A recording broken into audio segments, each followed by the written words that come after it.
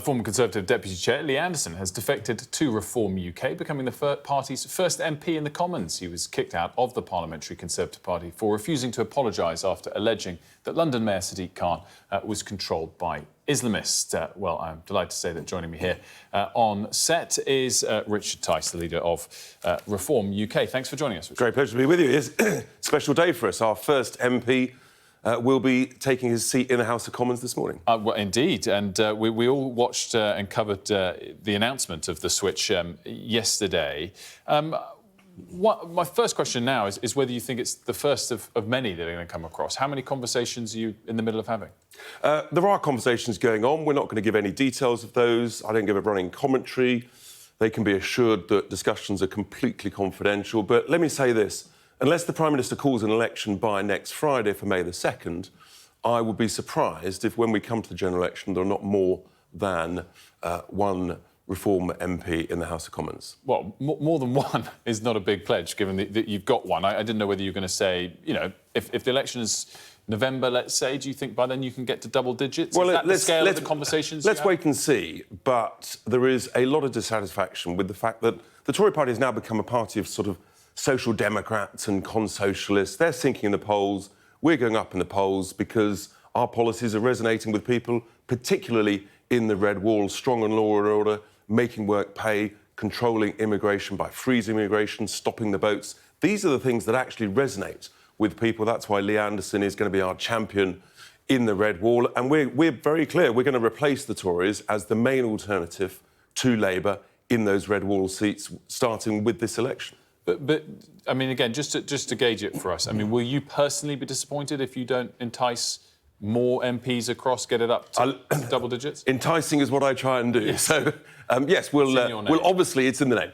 And what you see is what you get. I think we're confident that others will feel that they've been abandoned. And this is the thing, both the Labour Party no longer represent the working class. We're the party of the workers. That's quite clear. That's why Lee Anderson has joined us. The Tories have essentially become socialists, high tax, high regulation, nanny state, no growth, now in the longest recession per person since records began. People are furious, people are giving up, and people really are genuinely concerned about what is going on, whether it's on our streets, people feeling fearful, particularly the Jewish community, whether it's what's going on in our schools, the cost of net zero. You've just had the Energy Minister there today talking about the new gas power plants.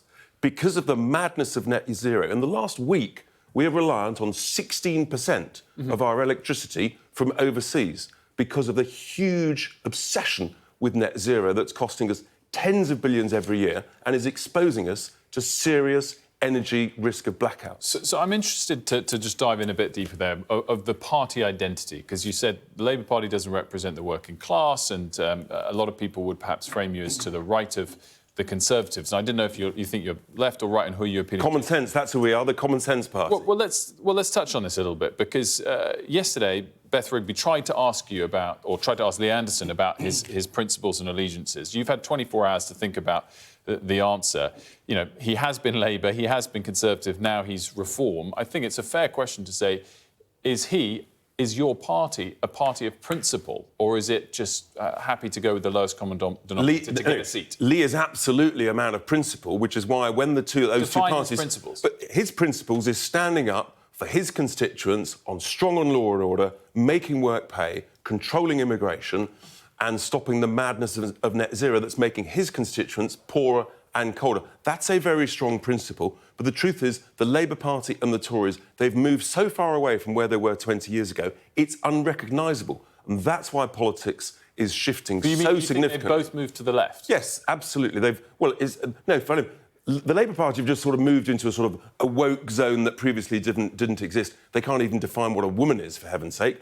And the Conservative Party have moved to a form of socialism with high taxes, high regulation, nanny state. So, yeah, there's been a significant shift in the political scene, and that's why we're now soaring in the polls and the Tories are sinking. Soaring, maybe not rising, still not above. You have to be an optimist in politics. Yeah, well, it's fair enough, a little bit of spin. So when Lee Anderson said that the system was rigged, what did he mean? I think what Lee is referring to is obviously first past the post is a very difficult system for smaller parties. It's not the system that's used by most of the Western world. Quite rightly, people should be using proportional representation.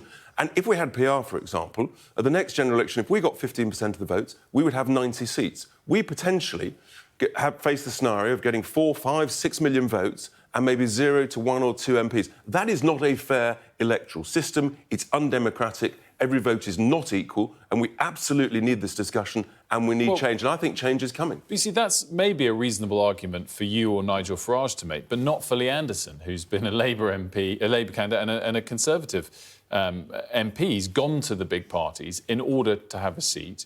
You're saying it's rigged. You're saying he's a man of principle. I mean, surely you have to then stand up and say you want a by-election.